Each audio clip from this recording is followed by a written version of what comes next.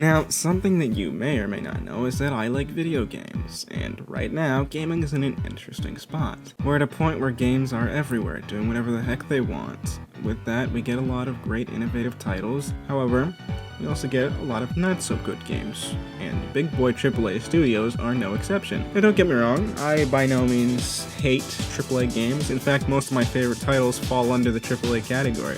I just think, in recent years, a lot of studios have gotten lazy.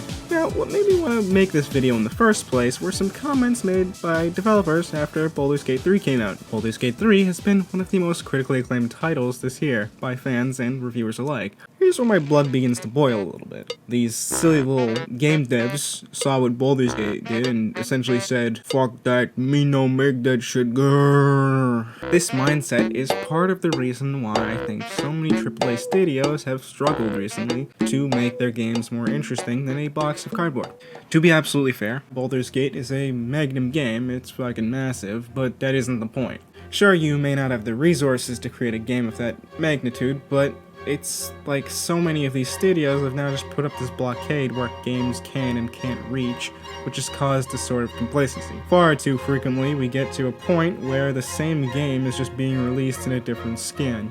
As the consumer, you begin to question why we spend $90 just to buy a game that was too afraid or too lazy to push any sort of boundary. And yes, I said $90, I'm Canadian, I'm using CAD, so deal with it. And when I hear developers completely closing their minds or insulting another game because it's too good, I can't help but have this bad taste in my mouth. Not trying because you think you won't be the best isn't a reason to not try. You don't see filmmakers being like, "Oh, La La Land was so good, we'll never make a movie again." People are still gonna create based on their passion, even if it doesn't live up to a massive scale of a large production. One of the most obvious examples in the gaming industry are specifically with indie titles. These are 100% backed by a passion.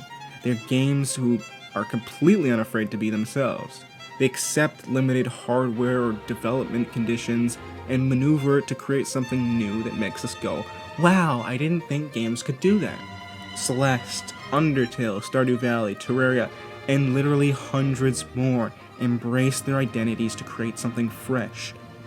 A game a few years ago called Before Your Eyes was released, and it told this incredibly heart-wrenching story while you played the game with your eyes. Like, how do you even think of that?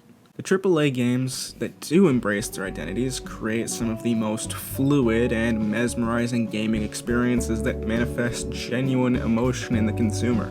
A great example is Nintendo. For however archaic Nintendo as a company may be, you can't help but admire the constant quality that they put in their games. The hardware could be a fucking Domino's pizza box and they'd still find a way to do some shit that gives it personality. The few studios that find their way by being passionate and caring about their products make some of the most fun games. I played the shit out of Insomniac Spider-Man when it came out. It was just so fucking fun, and I 100%ed the game like twice. I could feel the hearts of the people who poured their efforts into the game. So going back to that main idea that me no make shit grrr feels like this wall that developers can just hide behind so that hollow half-baked games can be pumped out. I struggle to justify paying a lump sum of money for a lifeless game when I could just buy 10 other indie games or vintage games for the same price. It's because of this I struggle to get excited for those bigger titles while watching game showcases. This feeling that we'll just have to wait and see if the game actually even cares about itself. Now, the big question is, will things change? Probably not, because a lot of games still sell. But I feel strongly about it regardless, because it's so disheartening to see all this wasted potential. Whatever, I'll just go play Mog.